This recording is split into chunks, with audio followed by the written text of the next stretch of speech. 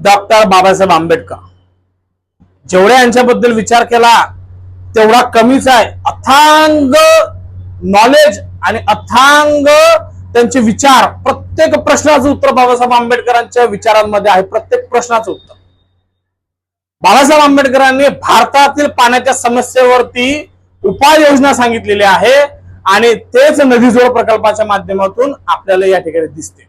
आज आपल्या या व्हिडिओमधून आपण बाबासाहेब आंबेडकरांच्या नदीजोड प्रकल्प किंवा ज्या नदीजोड जे प्रकल्प आहे त्याचे काय बाबासाहेबांचे विचार होते एकदम थोडक्यात आपण या ठिकाणी पाहणार आहोत। बघा, भारतामध्ये दरवर्षी नदीला पूर येतात, पुरातून अनेक लोकांचं नुकसान होते, शेतीचं नुकसान होते आणि शेवटी ते राष्ट्राची संपत्ती म्हणजे पाणी हे नदीला म्हणजे समुद्राला जाऊन मिळते। त्याच्यावरती बाबासाहेब आंबेडकरांनी उपाय सांगितले होते नदीजोड प्रकल्पाच्या माध्यमातून। बाबासाहेब आंबेडकरांचे विचार हे फार दूरदृष्टीचे होते। आजही बाबासाहेब आंबेडकरांचे विचार हे लागू पडतात आणि भविष्यातही बाबासाहेबांचे विचार हे लागू पडतील एवढे बाबासाहेबांची दूरदृष्टी होती। बाबासाहेबांनी ज्यावेळेस संकल्पना मांडायचे त्यावेळेस बाबासाहेबांचा महत्वाचा उद्देश होता की पूर नियंत्रण करणे, म्हणजे भारतामध्ये पुराची समस्या होती, पूर नियंत्रण झालं पाहिजे। आता पूर नियंत्रण झालं तर त्या पाण्यापासून सिंचनही झालं पाहिजे, एवढं पाणी वाया जाते आणि जलवाहतूकही झाली पाहिजे, कारण की सर्वात स्वस्त वाहतूक ही जलवाहतूक आहे। नद्यांमधूनही वाहतूक झाली पाहिजे जहाजाच्या माध्यमातून आणि त्याच नदीच्या पाण्यावरती विद्युत निर्मितीही झाली पाहिजे। एवढे अथांग बाबासाहेब आंबेडकरांचे विचार होते मित्र। असंच बाबासाहेब आंबेडकरांना नॉलेज ऑफ सिम्बॉल म्हणत नाहीत, खरंच नॉलेज ऑफ सिम्बॉल आहे। तुम्ही इतिहासात जर जासाल तर बाबासाहेबांकडे प्रत्येक प्रश्नाचं उत्तर आहे, प्रत्येक प्रश्नाचं उत्तर आहे। काही मांडा, गरिबी मांडा, इकॉनॉमिक्स मांडा, पत्रकारिता सांगा, अर्थशास्त्रज्ञ सांगा, काय संविधान सांगा, कायदे पंडित सांगा, सगळं बाबासाहेबांकडे सगळ्या प्रश्नाचे उत्तर आहेत। आता बघा, दामोदर व्हॅली प्रकल्प हा बाबासाहेब आंबेडकरांच्या संकल्पनेतून उभा राहिलेला आहे। आता दामोदर व्हॅली प्रकल्प काय आहे नेमका? बघा, दामोदर जी नदी आहे ती बंगालमध्ये आहे, त्या बंगालच्या त्या नदीला बंगालचे अश्रू म्हणायचे। दरवर्षी त्या नदीला पूर यायचा आणि पाणी हे समुद्राला जाऊन मिळायचं, त्याच्यामुळे अनेक शेतीचा, घरांचं, गावांचं नुकसान व्हायचं। आणि त्यावेळेस ब्रिटिश इंजिनियरांनी फक्त अशी संकल्पना मांडली की आपण याचं काय करू, फक्त पूर थांबवू, नुकसान थांबवू। पण बाबासाहेबांनी ते त्याला नाकारलं आणि सांगितलं एकच पाणी अनेक उपाय। बाबासाहेब आंबेडकरांनी स्वतःच्या संकल्पनेतून नंतर त्या ठिकाणी त्यांच्या अध्यक्षतेखाली 1945 मध्ये अध्यक्षतेखाली दामोदर व्हॅली प्रकल्पाची योजना राबवली गेली आणि पुढे जाऊन 1948 मध्ये दामोदर व्हॅली कॉर्पोरेशन हे अस्तित्वात आलं। बघा, या ठिकाणी तुम्हाला लोगो पण दिसतो, दामोदर व्हॅली कॉर्पोरेशन। याचा उद्देश काय होता? पूर नियंत्रण करणं, जलसिंचन करणं, जलवाहतूक करणं आणि जलविद्युत निर्मिती करणं। म्हणजे बघा, ज्या समस्येला म्हणजे पाण्याला जे लोक पुराला जे लोक समस्या समजायचे, बाबासाहेबांना त्या समस्येचं निराकरण कशा पद्धतीने केलं की त्याचा बेनिफिट हा राष्ट्राला होतो। पाणी हे राष्ट्रीय संपत्ती आहे असं बाबासाहेब आंबेडकरांचं मत होतं। त्याच्यानंतर बाबासाहेब आंबेडकरांनी फक्त तेच नाही तर पुढे बाबासाहेब आंबेडकरांनी जगातलं सर्वात मोठं हिराकुंड धरण जे आहे या धरणाची संकल्पना ही बाबासाहेब आंबेडकरांच्या विचारांमधून आहे। हिराकुंड धरणाचं जर आपण सगळी माहिती पाहिली मित्र हो तर आपल्याला लक्षात येते की महानदीवरती हिराकुंड धरण बांधलेलं आहे, ठीक आहे ना। पावसाळ्यात काय व्हायचं, ओडिशामध्ये ही हिराकुंड धरण आहे।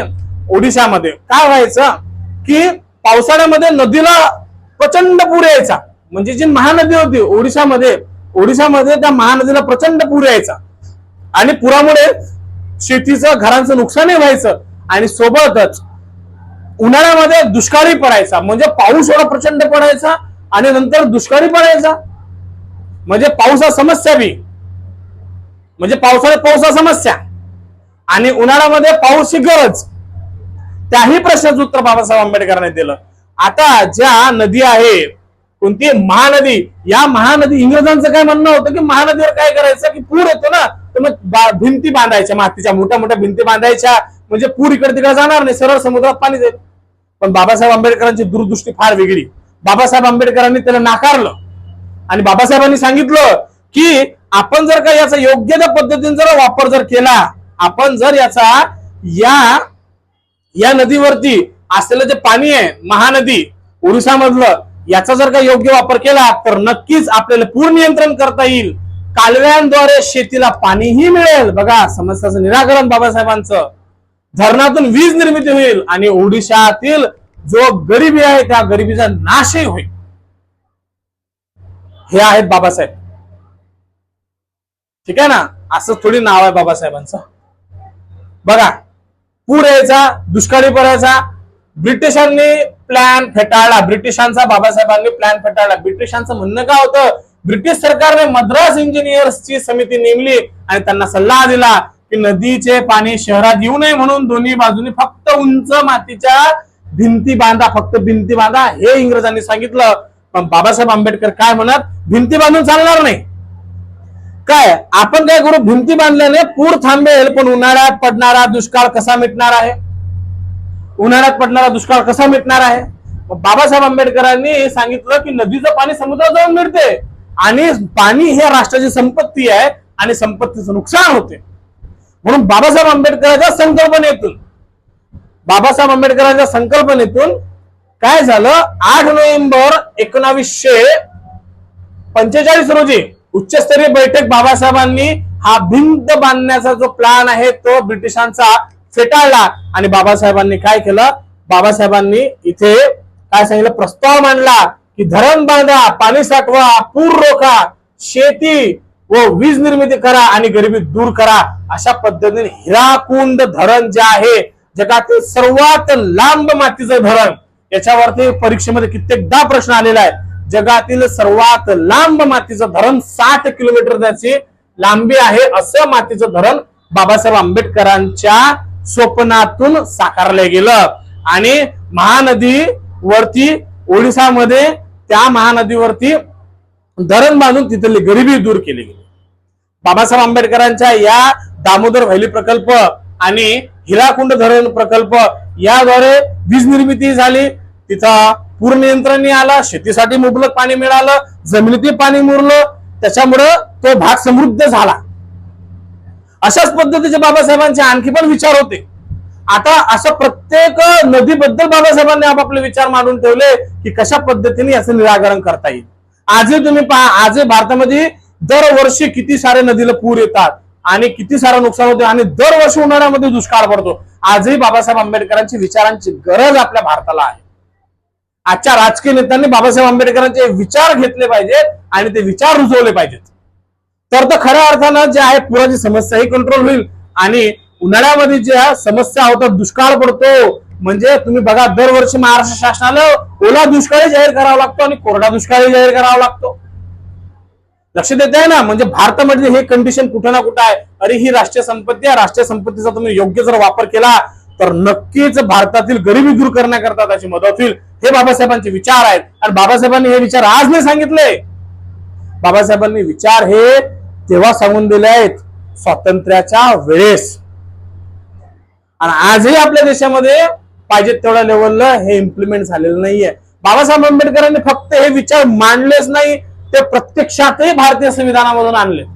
बाबासाहेब आंबेडकरांनी भारतीय संविधानामध्ये पण नदी जोड किंवा जलविवादासाठी म्हणजे कलमा लिहून ठेवलेले आहेत. मित्र बघा, तुम्हाला या ठिकाणी बाबासाहेबांनी काय केलं, ऐतिहासिक जलक्रांती राष्ट्रीय निर्मिती करता योजना म्हणजे योगदान, याच्याकरता बाबासाहेबांनी काय केलेलं, केंद्रीय जल आयोग म्हणजे भारताच्या राज्यघटनेमध्ये केंद्रीय जल आयोग आणि केंद्रीय विद्युत प्राधिकरण हे दोन्ही बाबासाहेब आंबेडकरांनी भारतीय राज्यघटनेमध्ये टाकलेले आहेत.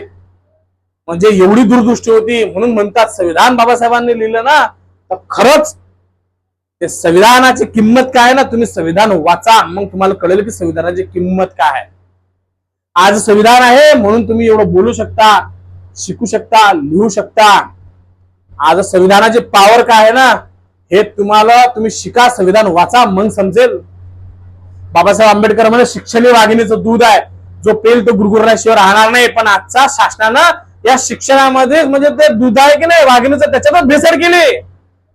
त्याच्यामुळे आजचा जो युवक आहे तो गुरगुरतच नाही, फक्त दिवसभर जिओचं आणि एअरटेलचं रिचार्ज संपवतो. शिक्षण हे खरंच वाघिणीचं दूध आहे. लक्षात घ्या, बाबासाहेब आंबेडकरांनी संविधान दिलं. संविधान देऊन या भारताला खूप मोठा असा एक आधार देऊन गेले. कोणी राज्य करते हो, पण संविधानाच्या वरती कोणीच नाही. सगळ्यात सुप्रीम या भारतामध्ये भारतीय संविधान आहे. भारताच्या संविधानामध्ये बाबासाहेबांनी हे लिहून ठेवलंय, केंद्रीय जल आयोग ऑलरेडी आणि विद्युत दोन्ही. आज जे एनर्जीच्या समस्या ज्या आपण म्हणतो ना, एनर्जी इलेक्ट्रिसिटी, हे बाबासाहेबांचं योगदान आहे. बाबासाहेबांचे हे बी विचार आहेत.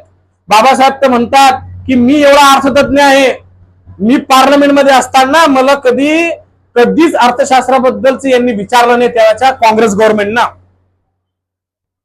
म्हणजे किती शोकांतिक आहे. ज्या बाबासाहेब आंबेडकरांच्या विचारावरती रिझर्व्ह बँक ऑफ इंडियाची स्थापना केली यांनी, त्या बाबासाहेब आंबेडकर अरे पार्लमेंटमध्ये होते ना, तुमच्या सोबत होते ना. जगातला सर्वात मोठा जो अर्थतज्ञ आहे, त्या अर्थतज्ञाचे विचार हाणून पाडले बाबासाहेबांनी, आणि ब्रिटिशांनी बाबासाहेब आंबेडकरांचे विचार स्वीकारलेत ना. तरी भारत स्वतंत्र झाल्यानंतर बाबासाहेब आंबेडकर हे पार्लमेंटमध्ये होते. त्यावेळेस त्या बाबासाहेब आंबेडकरांचे विचार तुम्ही इकॉनॉमिक्स मध्ये घेतले नाही, अर्थशास्त्रामध्ये घेतले नाही. म्हणजे हे तर लय हो बाबासाहेबांकडे लय. हिंदू कोड बी लावून बाबासाहेबांनी राजीनामा दिला. आता ऍक्च्युअल मध्ये तुम्हाला हिंदू कोड बोलल्यावर आपण एखादा व्हिडिओ घेऊ, चांगला व्हिडिओ घेऊ. तुम्ही कमेंट्स मध्ये मला सांगा की सर तुम्ही त्याच्यावर व्हिडिओ बनवा. ठीक आहे. बाबासाहेब आंबेडकरांनी केंद्रीय जल आयोग स्थापन केला. या केंद्रीय जल आयोग मधून काय होणार होतं की ज्या नद्यांचं पाणी आहे त्या नद्यांच्या पाण्यावरून राज्यामध्ये वाद होणार होते. हे बाबासाहेबांना भविष्यात माहित होतं की हे असं होणार होतं. म्हणून त्यांनी आधीच ते सॉल्व्ह करण्याकरता त्याच्यामध्ये जल आयोग, केंद्रीय जल आयोग स्थापन करला. तो 1945 मध्ये काय.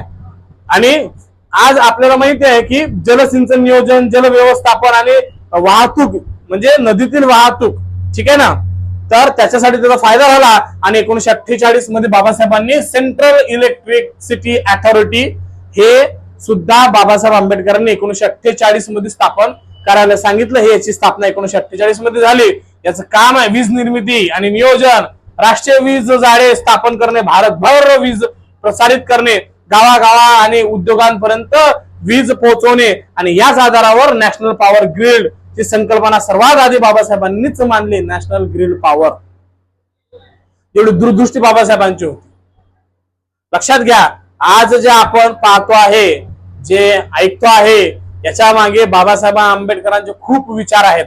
आजही बाबासाहेब आंबेडकरांच्या विचारांना जर आपण चाललो, हा जर देश बाबासाहेब आंबेडकरांच्या विचारांना जर चालवला तर नक्कीच आपल्या देशाला त्याचा फायदाच होणार आहे. अरे जगामध्ये बाबासाहेब आंबेडकरांचे पुतळे बसवले जातात.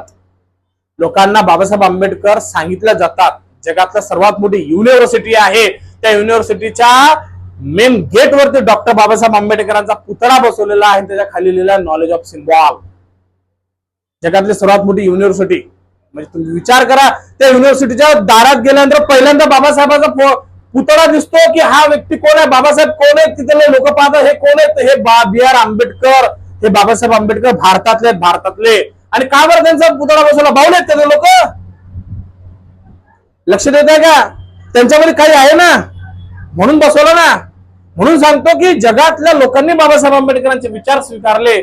ठीक आहे, आपणही हे विचार स्वीकारले पाहिजेत. प्रत्येक व्यक्तीनं आपापल्या जीवनामध्ये बाबासाहेब आंबेडकरांचे विचार तुम्ही रुजवा, त्यांचं चरित्र वाचा, तुम्हाला नक्कीच त्याचा फायदा होईल. व्हिडिओ जर तुम्हाला आवडला असेल तर सगळ्यांनी लाईक करायचा आहे.